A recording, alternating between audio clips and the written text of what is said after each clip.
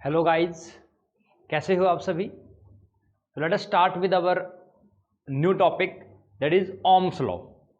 सो कल हमने चार्ज के बारे में पढ़ा कि चार्ज क्या होता है, फिर हमने इलेक्ट्रॉन्स के बारे में थोड़ा ओवरव्यू लिया, उसके बाद इलेक्ट्रॉन पे चार्ज कितना होता है वो भी हमने पढ़ा, फिर उसके बाद चार्ज का सिंबल क्या होता है, capital Q is the symbol of charge. फिर करंट पढ़ा हमने, करंट क्या होता है, rate of flow of electrons means I is equal to Q by T. Current क्या होता है, rate of flow of electrons means quantity of charge divide by time. Current की यूनिट पढ़ी हमने, दैट इज एम्पियर, और symbol क्या था इसका, कैपिटल ए था, और करंट का सिंबल कैपिटल आई है, इसको हम स्मॉल आई से भी डिनोट कर सकते हैं। फिर इसके बाद हमने पढ़ा पोटेंशियल। पोटेंशियल क्या होता है, the work done per unit charge, कि कितना काम एक चार्ज को मूव करने के लिए लगा, वो क्या है, वो पोटेंशियल है बॉडी का। फिर हमने पढ़ा potential difference, the difference between two points which are at different potentials, that is your potential difference. So if the potentials are at different points, then potential difference will be there. If you are having same potential, then the potential difference will be equal to 0. Simple. Now come on to Ohm's law. So आज हम करने वाले हैं Ohm's law.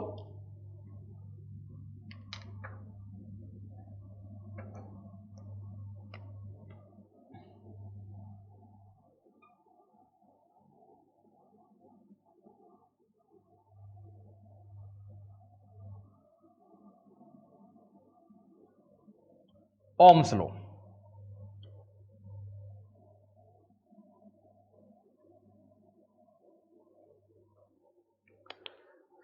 तो हमने current पढ़ा, potential पढ़ा, उसके बाद suddenly we are talking about Ohm's law. So what is Ohm's law. तो एक तो ये ओम्स लॉ दिया किसने था, सबसे पहले ये बात करेंगे हम। सो एक साइंटिस्ट थे सर जॉर्ज साइमन ओम। जॉर्ज साइमन ओम, इस नाम में बहुत कुछ छुपा हुआ है। सो इसको बोलते हैं sir George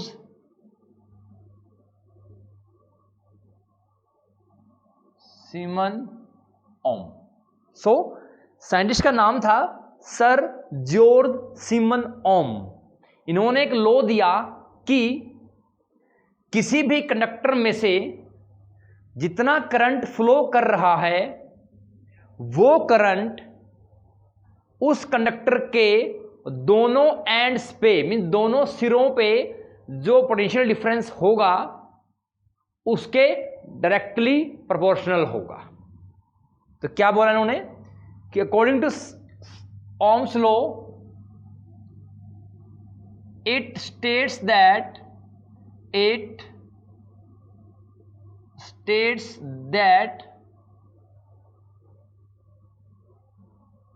the current, that is I, current flowing through a conductor is directly proportional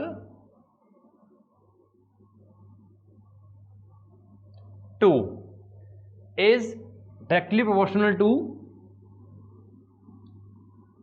potential difference between two ends of the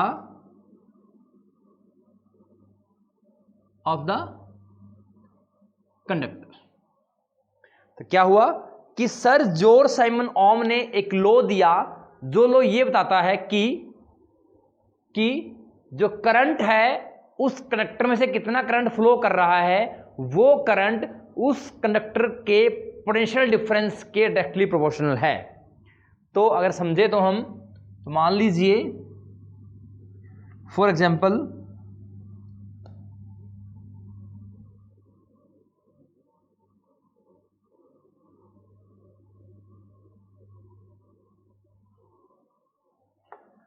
सो ये हमारा मान लीजिए कंडक्टर है।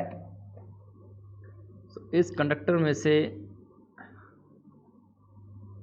ये करंट फ्लो कर रहा है I, ठीक। इस कंडक्टर के दो सिरे हैं, एक ये हो गया और एक ये हो गया, that it is A and it is B। तो ये हमारा कंडक्टर है, तो ये पोटेंशियल क्या होगा, VA होगा, और ये क्या होगा, VB होगा, ठीक है। और जैसे कि यहां पता लग रहा है कि current is flowing from A point to B point. जो करंट यहां पर है वो क्या है, वो A से B पॉइंट की तरफ चल रहा है। It means direction of current is from A to B, and here according to Ohm's law the current flowing through the conductor is directly proportional to potential difference between the two ends of conductor। अब देखिए ये current flow कर रहा है। अब current जो होता है वो ड्यू टू चार्ज होता है, due to charge. Charge means movement of electrons. So I is equal to Q by T. So now if the direction of current is from A to B, it means we can say that the point A is at higher potential and point B is at lower potential, ठीक है। So the potential difference will be VA minus VB, VA minus VB, clear है। So as the current is flowing from A to B, current की direction A से B की तरफ है, तो हमें पता है कि करंट का मतलब क्या है कि मूवमेंट ऑफ इलेक्ट्रॉन्स। तो इलेक्ट्रॉन्स मूव कहां करेंगे, from higher potential to lower potential. It means A is at higher potential and B is at lower potential. So the difference between two will give you the potential difference, means higher minus lower. So VA minus VB. So according to law I proportional to VA minus VB according to law. So as we know that this can be written as V also, will be the potential. It means potential difference between two ends of this conductor will be taken as potential. So means current is directly proportional to potential difference. अब देखिए यहां पर main चीज क्या है, कई books में आपको यह भी मिलेगा कि voltage is directly proportional to current, तो वो बिल्कुल गलत स्टेटमेंट है। क्योंकि देखिए जब तक आपका जब तक आपका पोटेंशियल नहीं होगा तो क्या होगा, कोई भी काम नहीं किया जाएगा to move the charge. Potential नहीं होगा तो चार्ज मूव नहीं होगा। इसका मतलब क्या हुआ कि इलेक्ट्रॉन्स मूव नहीं होंगे। It means without any potential difference और without any potential there will be no existence of current, कि बिना वोल्टेज के या बिना पोटेंशियल डिफरेंस के या बिना पोटेंशियल के करंट की एग्जिस्टेंस पॉसिबल नहीं है। इट मीन्स यहां पर साफ साफ दिख रहा है कि according to law current flowing through the conductor is directly proportional to the potential difference across the two ends of conductor. साथ में कंडीशन होती है provided temperature remains constant. Means अगर टेम्परेचर को हम फिक्स रखें तो टेम्परेचर को ना चेंज करते हुए अगर हम करंट देखते हैं उस कंडक्टर में, current flowing through the conductor is directly proportional to the potential difference between the two ends of the conductor. So we can write I proportional to V। अब इसका मीनिंग समझिए, इसका मीनिंग ये है कि जो I है, here we can say I depends on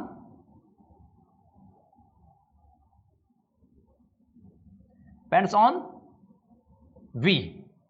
it means अगर इसमें मैं कुछ चेंज करूंगा तो ये भी चेंज होगा और वो डायरेक्टली प्रोपोर्शनल होगा। मीन्स अगर मैंने वोल्टेज को 2 वैल्यू से बढ़ाया तो करंट को भी 2 वैल्यू से बढ़ाना पड़ेगा। अगर वोल्टेज को मैंने 2 वैल्यू से घटाया तो करंट को भी 2 वैल्यू से घटाना पड़ेगा। ठीक है। So this is your first equation. So now we can write I is equal to, sorry,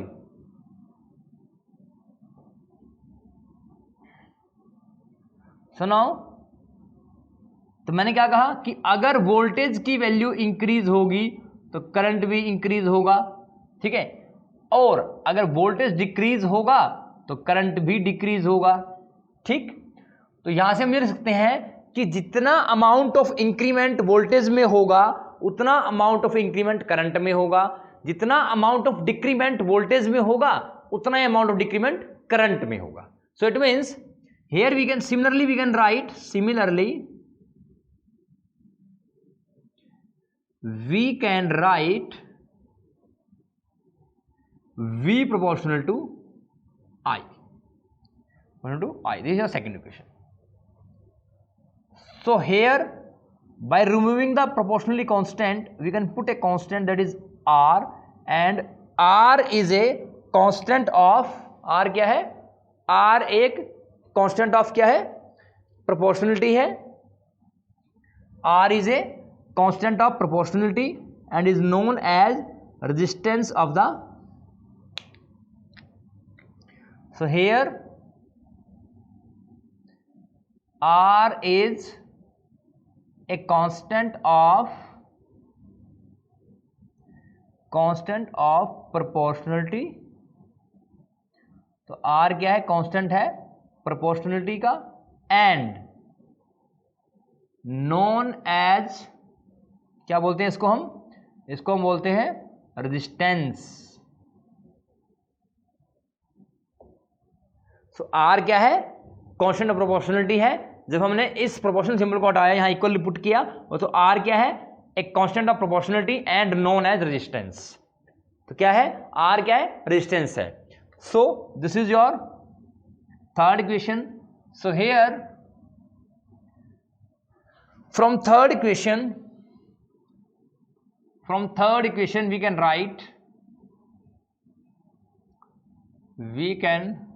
write R is equal to V upon I.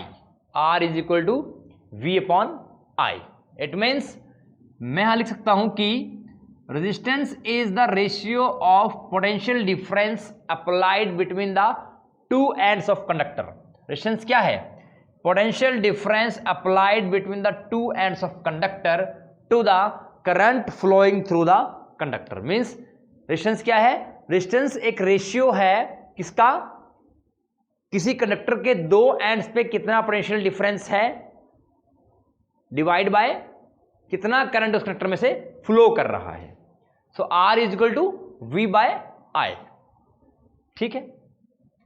सो अब बात करते हैं इसके मैथमेटिकल, ये तो हो गया इसका mathematical expression. This is it's mathematical expression.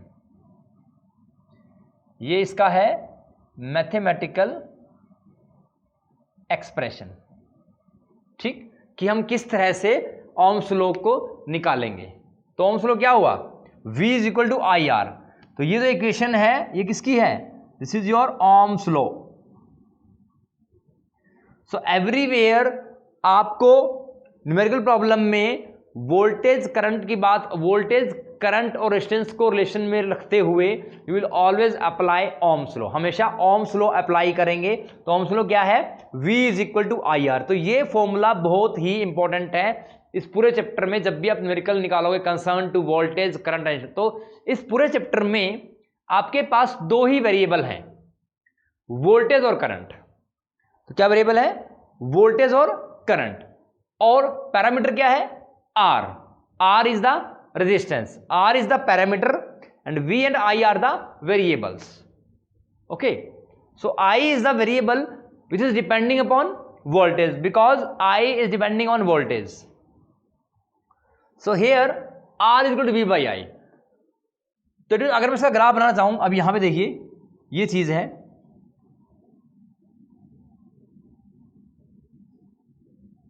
this is I and this is V. So voltage, current. So voltage current के ग्राफ की अगर बात करते हैं, तो इसका ग्राफ फॉर एग्जांपल मान लीजिए 2 एम्पियर पे 2 वोल्ट आया, तो पॉइंट कहां पर आया, यहां पर आया, ठीक।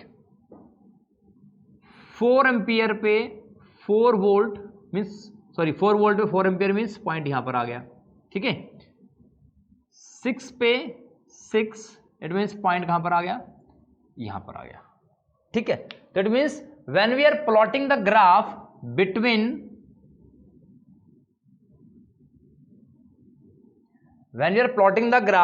voltage and current, so voltage on y axis and current on x axis, then we are having the graph like this. So this graph is linear. So this graph is linear. It means ये graph क्या है, linear है।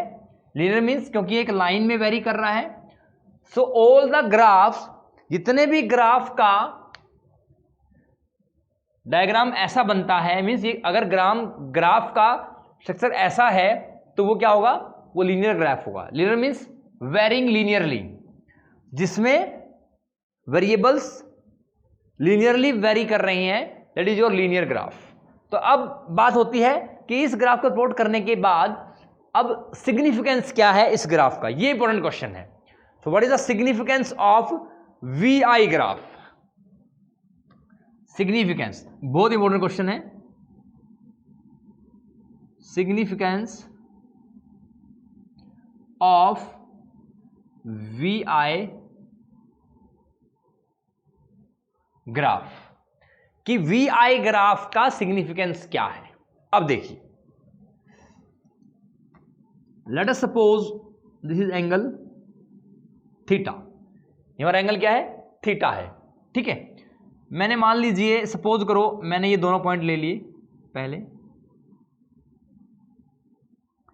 So this is delta we and this is delta आई। तो ये क्या होगा, delta we होगा, और ये क्या होगा, डेल्टा आई होगा। And if this is angle theta, तो this is also angle theta. अगर ये थीटा है तो वो भी थीटा होगा। सो इट मीन्स अगर मैं बात करूं, it is A, it is B, it is C, it means tangent of theta will be equal to perpendicular क्या है, A B, perpendicular by base, base is B C. So theta A B is delta V divide by delta I is equal to tangent of क्या होगा, theta होगा। So delta V कितना है, this is 4, this is 2, it is 2 volt divide by 4 minus 2, 2 ampere. So क्या आ गया, tangent of theta will be equal to क्या आ गया, tan theta equal to 1 and theta will be equal to how much, 45 degree. तो हम graph से क्या निकालना चाह रहे हैं कि वैसे तो एक स्ट्रेट लाइन है, ठीक है, तो हम actually nature of the graph बताना चाह रहे हैं कि सिग्निफिकेंस में क्या आता है कि जब भी दो क्वांटिटीज के बीच में अगर आप ग्राफ प्लॉट करते हो, तो ग्राफ प्लॉट करने के बाद आपके पास क्या थर्ड क्वांटिटी निकल के आती है, जो हमें ये बताएगी कि हम ग्राफ प्लॉट कर रहे हैं दो क्वांटिटी के बीच में, and we are getting a third quantity from those two quantities. So V I graph plot कर रहे हैं, तो इट मीन्स अगर ये ग्राफ हमें कोई थर्ड क्वांटिटी बताती है, तो it means that is the importance और significance of this graph. So tan theta क्या होगा, perpendicular by base A B by B C delta V, because this is voltage, this is voltage, this is 4 volt, ये 2 volt, 4 minus 2, 2, 4 minus 2, 2 ampere, so 2 by 2, 1. So what is this? Delta V by delta I means voltage by current क्या होता है, resistance, and this is 1 ohm। इसका मतलब क्या हुआ, यहां पर क्या आ गया, जब मैंने इस स्लोप को यूज किया, जब मैंने इस लीनियर स्लोप को यूज किया, ये स्लोप मुझे क्या बता रहा है, वैल्यू ऑफ रेजिस्टेंस बता रहा है। इसका मतलब ये हुआ कि significance of voltage current graph will tell us about the resistance of the material, कि अगर मैं किसी पर्टिकुलर मटेरियल के लिए या किसी कंडक्टर के लिए मैं वोल्टेज करंट प्लॉट कर रहा हूं तो उस कंडक्टर का कितना रेजिस्टेंस होगा वो बताएगा कि वोल्टेज करंट ग्राफ से ये वाला स्लोप। इट मींस क्या हुआ, अब देखिए यहां पर क्या आया, tangent theta will be equal to 1 क्या आया, ohm, because V by I is R और R को हम लिखते हैं ओम। मैंने आपको बताया था कि इस नाम का बड़ा इंपॉर्टेंस है। This ohm is the unit of resistance, this is unit of resistance की यूनिट ओम होती है। तो जिस साइंटिस्ट ने ये लॉ दिया था, जॉर्ज साइमन ओम ने, तो उस साइंटिस्ट के नाम पे ये लॉ पड़ा। और ये जो लास्ट वाला सरनेम है ohm, that is also used as the unit of resistance. So resistance unit क्या है, ओम है। ठीक, तो अब बात करते हैं, यहां बात करते हैं सीक्वेंस की। So tan theta is equal to 1 ohm. So एक इक्वेशन ऑफ स्ट्रेट लाइन होती है, y is equal to mx plus c. तो ये अभी आपको शायद नहीं पता होगा, तो ये जो इक्वेशन है ये स्ट्रेट लाइन की है। इक्वेशन क्या है, स्ट्रेट लाइन की है। और यहां पर ऐसा कुछ, ये y है, ये x है, एंड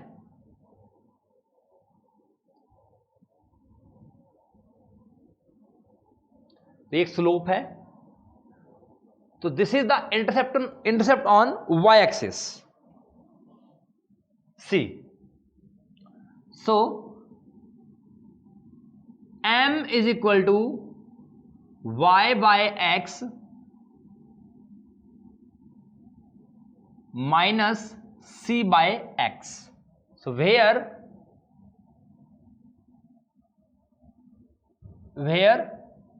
क्या आ जाएगा, if intercept will be 0 then m is equal to y by x. तो अगर इन दोनों को हम कंपेयर करें, इसको और इसको, अब ये देखिए हमने यहां पर क्या निकाला, टेंजेंट थीटा क्या है, परपेंडिकुलर बाय बेस। और परपेंडिकुलर कहां पर है, y एक्सिस पे है, ये कहां पर है, y पे। It means it is also written as y by x, और BC कहां पर है, x पे। So y by x, it means अगर हम यहां पे देखें, इस क्वेश्चन को इक्वेट करें, तो it is written as y by x. So from this and this we can write m is equal to what, tangent theta from this and this. So हमने लिखा यहां पर tangent theta is equal to perpendicular by base. So AB is the perpendicular distance that is along y axis, and BC is the horizontal distance that is along x axis. So it means it is the ratio of y by x, and here it is also y by x, because this is the equation of straight line. In the straight line m is called slope of the straight line. m क्या है, straight line का slope है। c क्या है, intercept on the y axis. Let us suppose if this intercept is 0 then m is equal to y by x. Simply directly यहां से लिख सकते हो, अगर ये c 0 हो गया, if c is equal to 0 then m is equal to y by x, and from here also we are doing tan theta is equal to y by x. What is y? Y is the difference in voltage delta V, difference in current delta I. So y by x, it means from this and this we can write m is equal to tangent theta. So m क्या है, slope. m क्या है, slope है। ठीक है, अब यहां पर मैंने क्या निकाला, ये सोल्व करके ये आ गया। सो ये थीटा क्या है, 45। इट मीन्स, और ये क्या है, tangent theta is equal to 1 ohm. तो it means the slope, what is tan theta, tan theta is equal to m. So m is the slope. m क्या है, slope.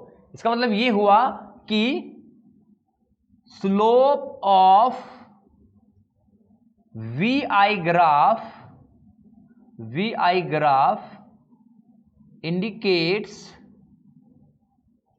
us about the resistance। क्या करेगा? आपको ये resistance के बारे में बताएगा। तो this is the significance of the VI graph. तो ये क्या है? This is your significance.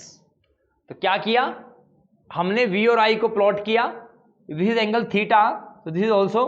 तो अब इसको हमने मैथमेटिकली लिखा। tan थीटा क्या होता है? Perpendicular by base, it is on along y axis, it is along x axis, y by x। So y is delta v, it is delta i, so delta v upon delta I, that is 2 by 2. So because it is 4 volt, it is 2 volt. 4 minus 2, that is 2 volt. It is 4 ampere, 2 ampere. 4 minus 2, 2 ampere. So 2 volt by 2 ampere will be 1 ohm.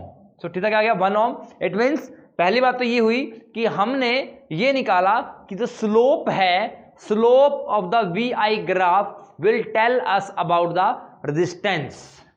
दूसरा, अब बात करेंगे इसके nature की कि what is the nature of this graph. पहले हमने क्या निकाला कि इस ग्राफ का सिग्निफिकेंस क्या है। अब हम निकालेंगे कि इस ग्राफ का नेचर क्या है। अब जैसे कि हमने ये निकाला, तो ये क्या आ गया? tan θ equal to 1। Let us suppose हम इसके लिए निकालते हैं, एक और कर लेते हैं। सो this is delta V, this is delta I। So here also, if this is theta, this is also again theta. So इसके लिए मैं यहां पर क्या लिख रहा हूं? Tangent of theta will be equal to perpendicular, like it is D, it is E. क्या होगा? DE divide by EA, DE divided by EA. So क्या होगा? It is delta V, it is 6, it is 4, means 6 minus 4, पहले लिखते हैं delta V upon delta I। तो it is 6 minus 4 divide by 6 minus 4, 6 minus 4, it will be how much? 2 divide by 2, that is 1 ampere. So it is again कितना आ गया? Tangent theta, sorry not 1 ampere, is equal to 1 ohm. तो again कितना आ गया? ये 1 ओम आ गया। इसका मतलब क्या हुआ? देखिए, इन दो पॉइंट्स के बीच में लिया तब भी tan थीटा 1 आया, इन दो पॉइंट्स के बीच में लिया तब भी 1 आया। ठीक है, तो एक लास्ट और करते हैं। अगर हम इसको एक्सटेंड कर दें, ये दो पॉइंट ले लेते हैं, ये वाला। ठीक है, तो ये मान लीजिए आपका F है, तो थीटा वही रहेगा। तो इसके लिए क्या लिखेंगे हम? Tangent of theta will be equal to, this is y axis, this is x axis, perpendicular क्या है? DF divide by FC। DF कितना है? Delta V, delta V by delta I। Delta V क्या होगा? 6 minus 2, 6 minus 2 divide by 6 minus 2, 6 minus 2, it is 4 by 4. So what is it? Tangent of theta is equal to 1 ohm, so it is again 1 ohm. तो जब ऐसे graph में अलग अलग points पे, किन्हीं दो पॉइंट पे थर्ड क्वांटिटी मतलब जो हम निकाल रहे हैं, तो यहाँ पे क्या है?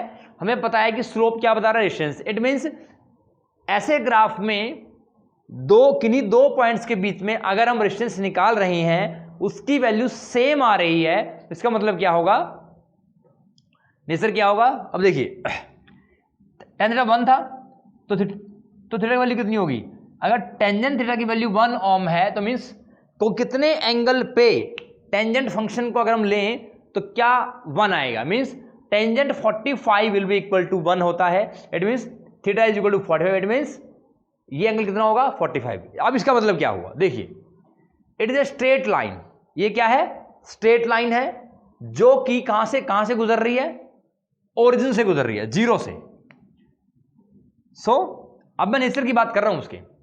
It is a straight line, straight line है जो कि, अब देखिए अगर ये ग्राफ है, ये वी आई लिख दूं तो ये भी एक स्ट्रेट लाइन है, लेकिन हम यहां क्या बता रहे हैं कि ये वो स्ट्रेट लाइन है जो कि ओरिजिन से पास हो रही है और at an angle of 45 degree with x axis when current is on X axis. Important चीज है ये कि this graph is straight line, the graph is having a straight line passing through the origin at an angle of 45 degree with the x axis. Clear? So इस पूरे topic में हमने resistance को पूरी तरह आपको डिफाइन कर दिया है कि ओम्स लॉ क्या होता है।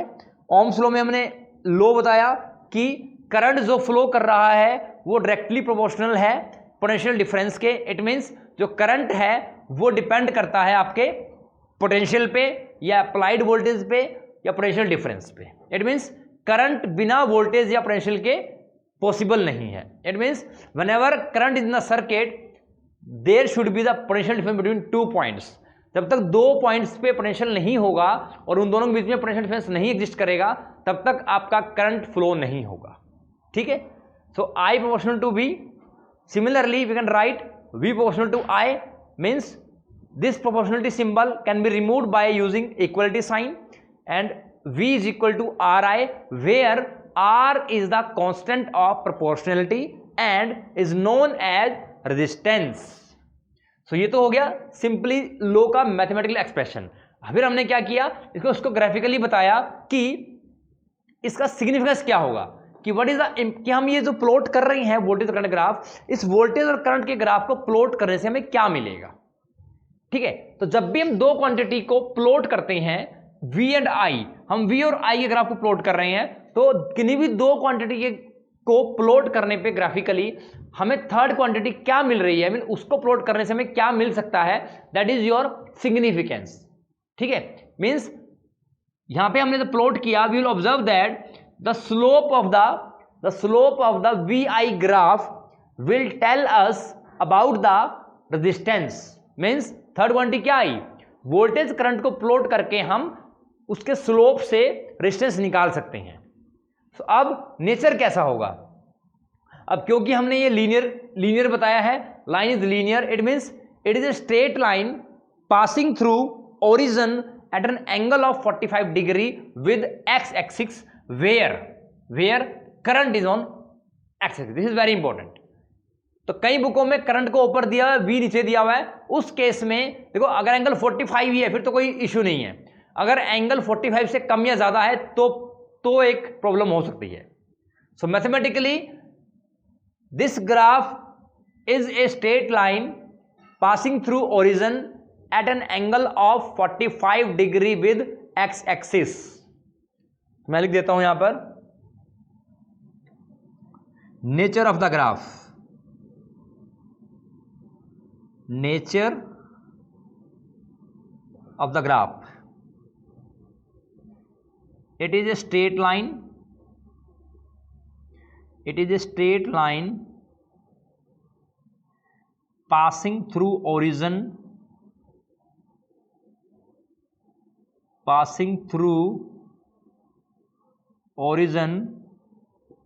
at an angle of 45 degree with x axis. So this is the nature of the graph. ये क्या है, ये ग्राफ का नेचर है। ठीक है, तो this is all about your Ohm's law, resistance और वीआई ग्राफ का कैसे प्लॉट करते हैं, और इस ग्राफ का नेचर क्या है और सिग्निफिकेंस क्या है। This is your significance and this is the nature of the graph. ठीक है, तो नेचर ऑफ ग्राफ में क्या होगा, हम ऐसे बनाएंगे इसको, this is a graph, this is the this and this is your angle 45 degree, it is I, it is V. ठीक है, so this graph will be a straight line passing through origin that is 0 at an angle of 45 degree. ठीक है, अब देखिए यहां से अब क्या पता लगा हमें, जब मैंने यहां पर टेंजेंट थीटा निकाला वो क्या आया, 1 ओम आया। ठीक है, तो अगर ये लीनियरली नहीं है, सपोज करो, अब जैसे मान लो, यहां तक क्लियर है? ठीक,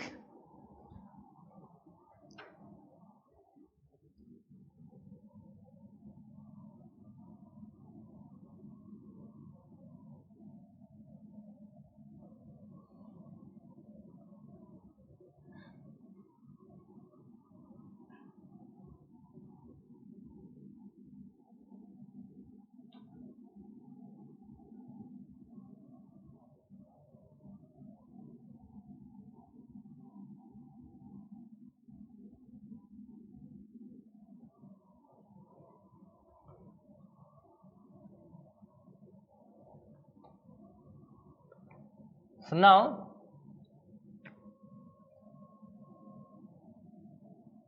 symbol used for resistance, that is R. Capital R is the symbol used for the resistance. Then unit of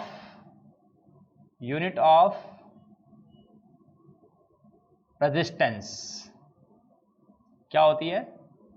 अभी लॉ पढ़ा था हमने, क्या था? Ohm's law. So ohm, ohm is the unit of resistance. तो ohm क्या है? Resistance की यूनिट है। Then symbol used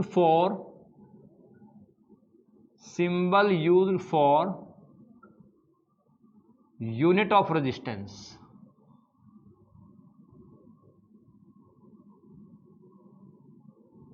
that is,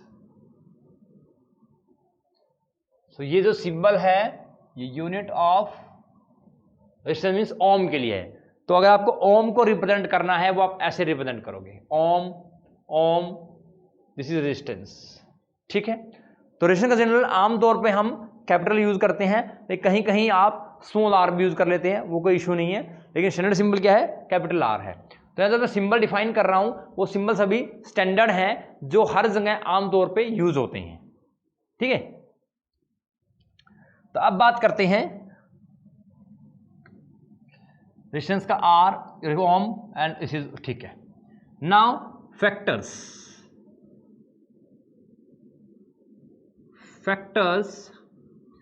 on which resistance, that is capital R, depends upon। अब क्या बात कर रहे हैं? अब हम फैक्टर्स को करेंगे डिस्कस।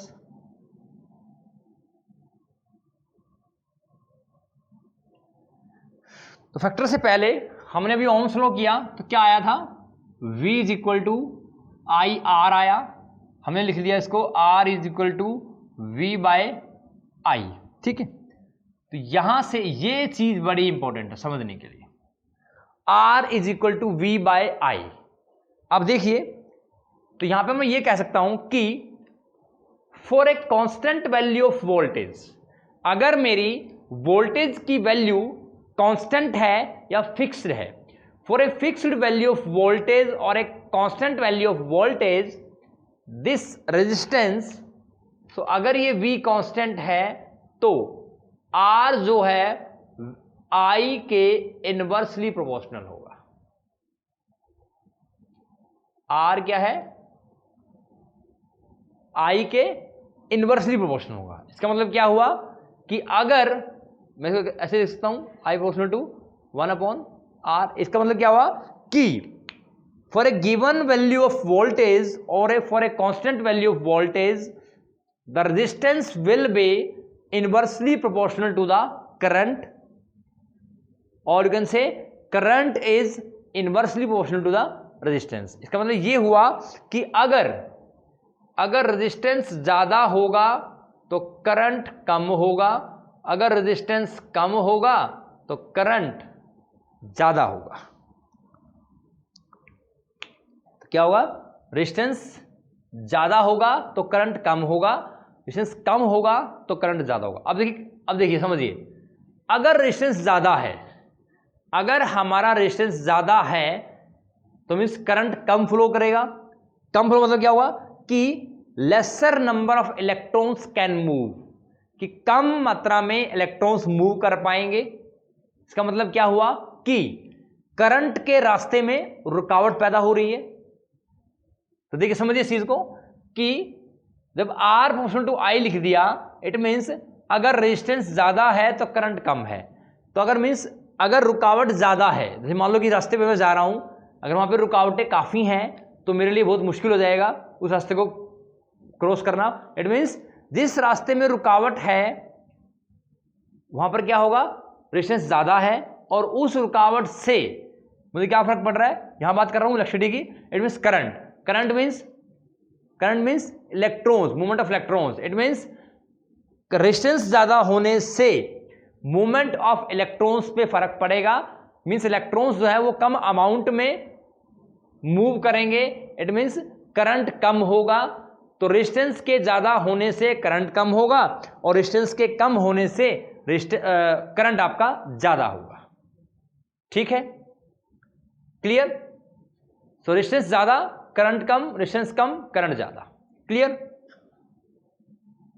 अब यहां पे आते हैं। So the first factor on which resistance depends, that is length of the conductor. That is length of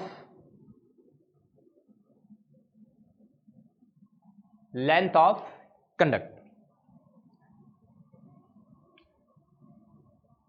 अब इसको थोड़ा जनरल समझिए कि मान लीजिए मैं किसी रास्ते से निकल रहा हूं, ये रास्ता है कोई, ये रोड बनी हुई है, ठीक है। तो मान लीजिए मैं गाड़ी लेके जा रहा हूं यहां से,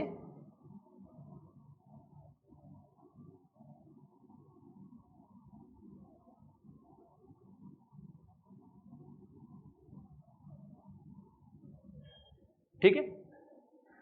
तो मान लीजिए मैं गाड़ी ड्राइव करके जा रहा हूं, तो अगर इस रास्ते में बहुत ज्यादा ब्रेकर लगे हुए हैं तो इट मीन्स इस रास्ते को पार करना गाड़ी ड्राइव करते हुए मुश्किल हो जाएगा। अगर इस रास्ते में ब्रेकर ज्यादा है, इसका मतलब क्या है, इस रास्ते में रुकावट ज्यादा है, मुझे हर बार गाड़ी की स्पीड को कम करना पड़ेगा, तब चलाना पड़ेगा। तो इसमें क्या है, इस रास्ते में रुकावटें ज्यादा हैं तो मैं कंफर्टेबली गाड़ी को ड्राइव नहीं कर पाऊंगा। ठीक, मीन्स गाड़ी कंफर्टेबली मूव नहीं कर पाएगी। दूसरा रास्ता ऐसा है जिसमें कोई ब्रेकर नहीं है, इट मीन्स गाड़ी आपकी इजीली फास्टली मूव कर जाएगी और टाइम भी कम लगेगा। ठीक, इट मीन्स समझदार क्या है कि हर वो चीज जो किसी चीज के रास्ते में रुकावट डाल रही है वो क्या है, रेजिस्टेंस है। फॉर एग्जाम्पल क्या है कि अब एक बच्चा है, ठीक है, किसी टीचर ने एक बच्चे को थप्पड़ लगा दिया, ठीक। तो अब सेम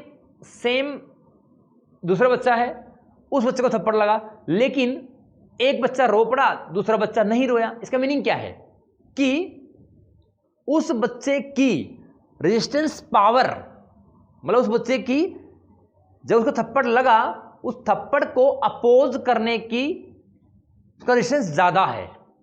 जो बच्चा थप्पड़ लगते ही रोना स्टार्ट कर दिया जिसने, उसका रेजिस्टेंस क्या है, कम है। ठीक है, तो ह्यूमन बॉडी का अपना अपना रेजिस्टेंस होता है, हर एक ह्यूमन बॉडी का अपना अपना रेजिस्टेंस है। इट मीन्स जब भी मान लो कुछ भी ह्यूमन बॉडी के साथ होता है तो जिस बॉडी का रेजिस्टेंस ज्यादा होगा तो वो बॉडी ज्यादा सर्वाइव कर पाएगी, जिस बॉडी का रेजिस्टेंस कम होगा वो बॉडी कम सर्वाइव कर पाएगी। ठीक है, तो यहां बात करते हैं लेंथ की। अब कंडक्टर क्या है ये समझने का है। तो यहां पर क्या हुआ, यहां बात कर रहे थे हम कि अगर ये रास्ता लंबा है और इसमें बहुत सारे ब्रेकर्स हैं, तो क्या होगा, लेंथ के बढ़ने से रेजिस्टेंस क्या हो रहा है, बढ़ रहा है। अगर ये रास्ता छोटा है और इस पे भी ब्रेकर हैं, तो रास्ता छोटा होने से रेजिस्टेंस कम हो रहा है, रास्ता बड़ा होने से रेजिस्टेंस बढ़ रहा है। इसका मतलब क्या हुआ कि resistance increases with the length. Means अगर रास्ता बड़ा यूज किया मैंने, उस लंबे रास्ते पे बहुत सारे ब्रेकर्स हैं, तो मेरे लिए चलना मुश्किल हो जाएगा और मेरा टाइम इंक्रीज हो जाएगा। और अगर वही रास्ता छोटा है, उस पर ब्रेकर है, तो इट मीन्स उस पर चलना मेरा आसान है, टाइम कम लगेगा बजाय लंबे रास्ते के। मीन्स जो रेजिस्टेंस है वो क्या है, it increases with length.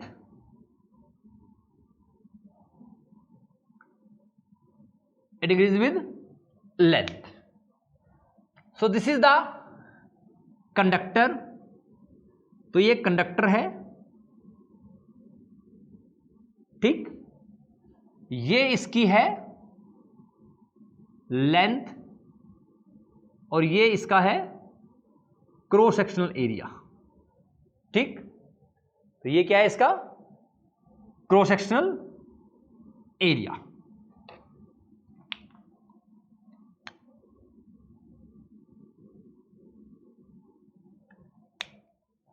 So this is the cross sectional area, ठीक है। तो अब देखिए, तो रेजिस्टेंस प्रोपोर्शनल टू लेंथ, ये पहली क्वेश्चन बन गई। मीन्स यहां से हमने पता कर लिया कि जो रेजिस्टेंस है वो लेंथ के डायरेक्टली प्रोपोर्शनल है। क्या है, डायरेक्टली प्रोपोर्शनल है, ठीक। R proportional to L, means अगर लेंथ बढ़ेगी तो रेजिस्टेंस बढ़ेगा। मीन्स अगर कंडक्टर की लेंथ बढ़ेगी तो रेजिस्टेंस बढ़ेगा, और कंडक्टर की लेंथ घटेगी तो रेजिस्टेंस घटेगा, ठीक। नंबर 2, अब देखिए, पहले यहां पर देखिए, अब इस किसी कंडक्टर की लेंथ L है, उसका एरिया A है, ठीक। तो अब और यही कंडक्टर है, अब इस कंडक्टर की मैंने, देखिए, अगर मैंने इस कंडक्टर की लेंथ कम कर दी, सपोज मैंने कंडक्टर की क्या कर दी, लेंथ कम कर दी, तो क्या हो जाएगा, यहां पे बनाते हैं इसको, लेंथ कम कर दी,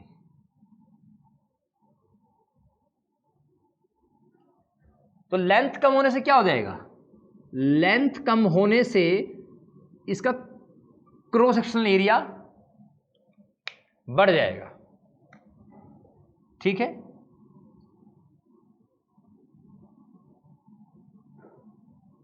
so length decreases, area increases. अगर लेंथ घटेगी तो एरिया क्या होगा, बढ़ जाएगा। क्यों, ऐसा क्यों होगा, टू मेंटेन वॉल्यूम कांस्टेंट, क्योंकि इस कंडक्टर का वॉल्यूम क्या था, V is equal to A into L था। फॉर एग्जाम्पल, अगर लेंथ इसकी 4 है और एरिया 2 है, तो वॉल्यूम कितना हो गया, 8 आ गया, ठीक है।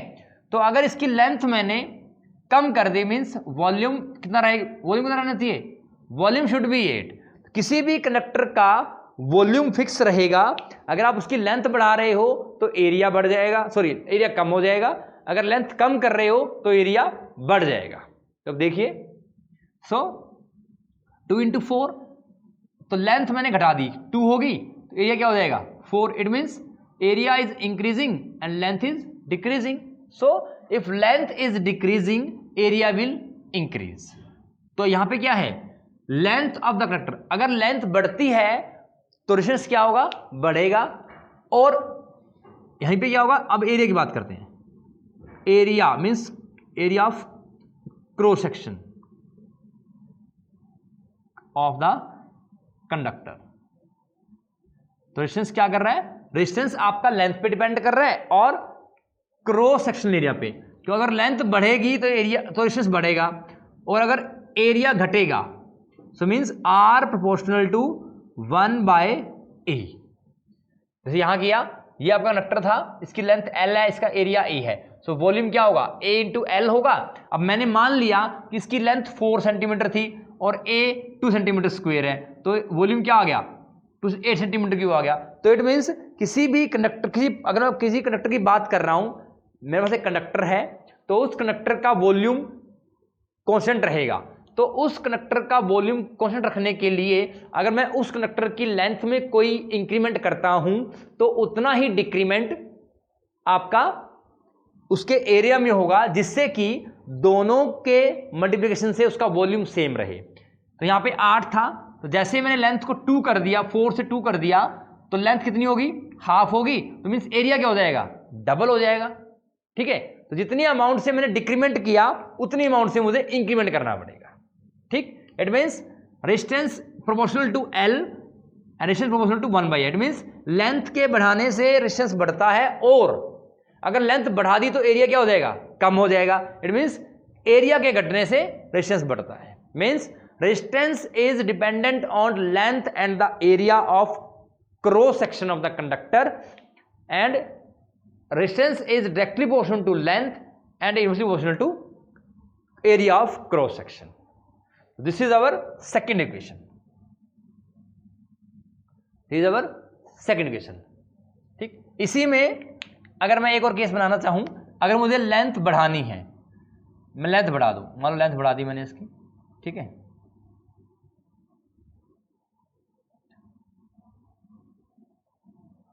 तो लेंथ बढ़ाऊंगा तो क्या हो जाएगा, इफ लेंथ इज इंक्रीजिंग, ये लेंथ है और ये क्या है, एरिया है, तो वॉल्यूम तो वही रहेगा, A इंटू L। तो लेंथ मान लो मैंने इसकी कर दी, सपोज करो 4 से 5 कर दी, ठीक, तो एरिया कितना हो जाएगा, 1.6। इट मीन्स एरिया क्या हो जाएगा, 2 से कम हो जाएगा।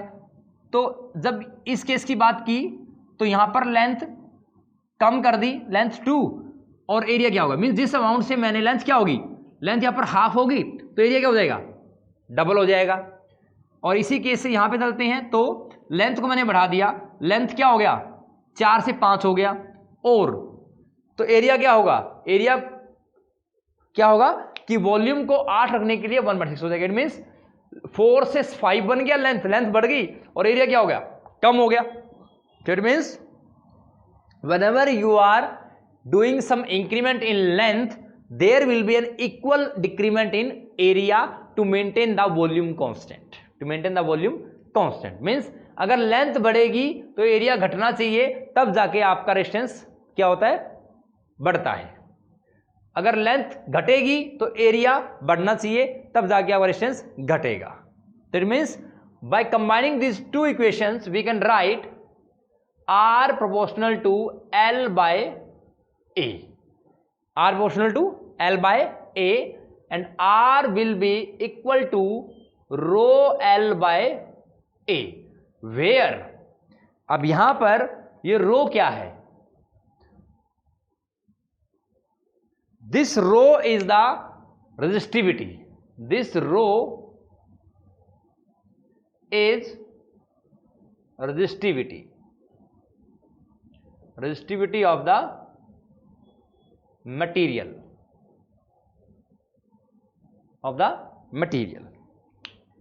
so अब यहां से मैं क्या निकाल सकता हूं, so this is your third equation. So from third, rho will be equal to R into A by L. क्या आ जाएगा, रो क्या आ गया, R into A by L.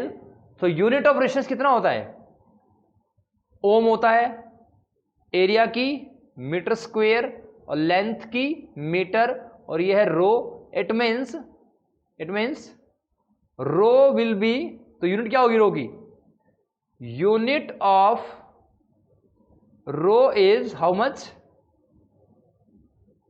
Om metre. तो क्या होगी, ओम मीटर हो जाएगी। Unit of resistivity is ohm metre, तो यूनिट क्या आ गई रेजिस्टिविटी की, ओम मीटर आ गई। ठीक, और इसी से हम ये भी लिख सकते हैं कि यहां पर sorry, not from here, from this. So rho is equal to r a by l है. तो अगर मेरा एरिया 1 मीटर स्क्वायर हो जाए, लेंथ 1 मीटर हो जाए, तो रो क्या है? सिर्फ r है.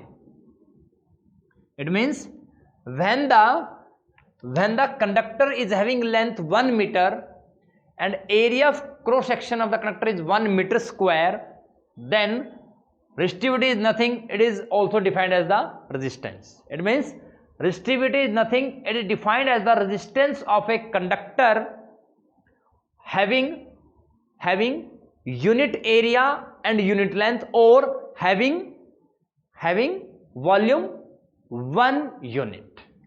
तो अगर किसी कंडक्टर का वॉल्यूम 1 यूनिट है तब रेजिस्टिविटी क्या है? उसके रेजिस्टेंस के इक्वल है. और इगन से अगर उस कंडक्टर का एरिया यूनिटी है और लेंथ भी यूनिटी है, then rho will be equal to R, means resistivity आपकी रेजिस्टेंस के इक्वल है. ठीक है, क्लियर?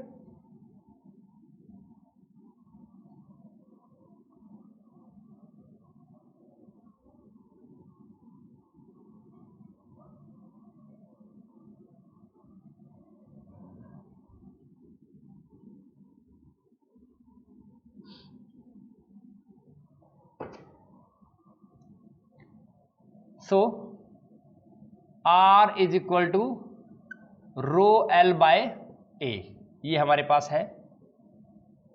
ठीक,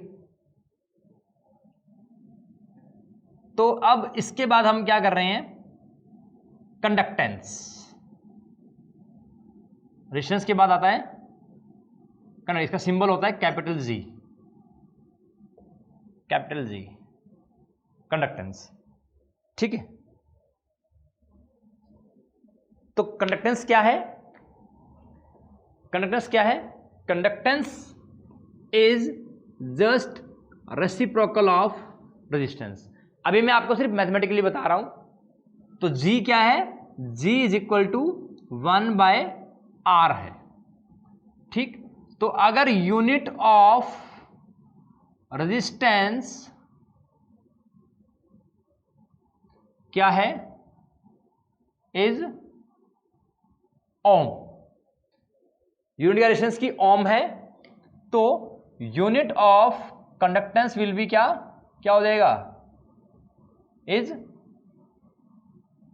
ओम इनवर्स और महो और सीमन. ठीक है, तो आपने नाम पढ़ा था सर जॉर्ज सीमन ओम. तो ओम किसकी यूनिट है? रेजिस्टेंस की. और क्योंकि कंडक्टेंस रेजिस्टेंस का उल्टा है तो इसकी यूनिट क्या है? Siemens. So symbolically we can write ohm as like this, and this will be written as ohm inverse, और mho is written this like this, और you can write siemens. Capital S is for siemens. ठीक, तो resistance की unit क्या है? ओम है. ओम को हम लिखते हैं this symbol. Unit of conductance is ohm inverse, और महो, इसको उल्टा पढ़ो, महो हो जाएगा, और you can do write siemens. Means ohm inverse, mho और siemens are all the same thing. तीनों चीजें सेम है. So ohm inverse, mho and siemens. ठीक है, अब आते हैं यहां पर. अब आर का फॉर्मूला क्या था हमारा? R is equal to rho L by A. ठीक है, ठीक. So G is equal to 1 by rho and it is A by L. So जैसे कि रो क्या था? रेजिस्टिविटी है, तो 1 बाय रो क्या होगा? सिग्मा होगा. 1 बाय रो क्या होगा? सिग्मा होगा. ठीक है, G is equal to sigma A by L. Sigma A by L. तो जैसे हमने वहां रेजिस्टिविटी यूनिट क्या निकाली थी? यूनिट ऑफ रेजिस्टिविटी इज क्या आएगी? ओम मीटर, और you can say ohm metre. ठीक है, ठीक है। इसी तरह से यहां पे देखेंगे तो सिग्मा की यूनिट क्या आएगी, sigma will be equal to G into L by A. G किसका उल्टा है, 1/r, मीन्स ओम इनवर्स, और ये क्या है, metre by metre square means per metre. इसका मतलब we can write it mho per metre, ohm inverse per metre, mho per metre, और you can write siemens, symbol use करेंगे यहां पर, सीमन पर मीटर। ठीक, so unit of sigma is, these are all are the unit of sigma. Sigma is called conductivity. क्या है, sigma is called conductivity. So one is resistance, one is conductance, one is resistivity, another is conductivity. It means conductance is reciprocal of resistance and conductivity is reciprocal of resistivity. तो दोनों ही आपस में उल्टे हैं, conductance resistance का उल्टा है और कंडक्टिविटी रेजिस्टिविटी की उल्टी है। तो हमारा फॉर्मूला क्या है,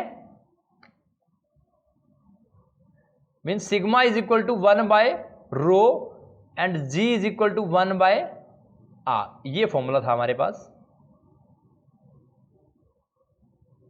ठीक है।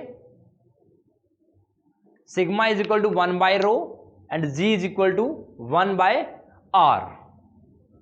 तो 1/r है, 1/ρ है, सिग्मा 1/ρ है, G is equal to 1/r।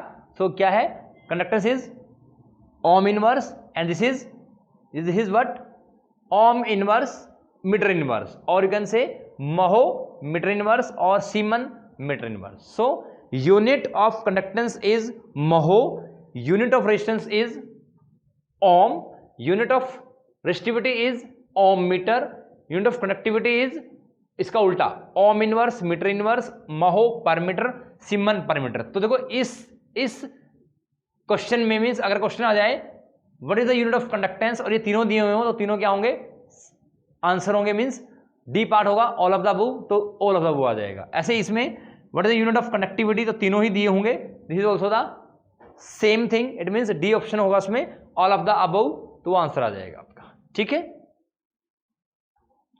So this is all about your resistance, conductance, resistivity, conductivity.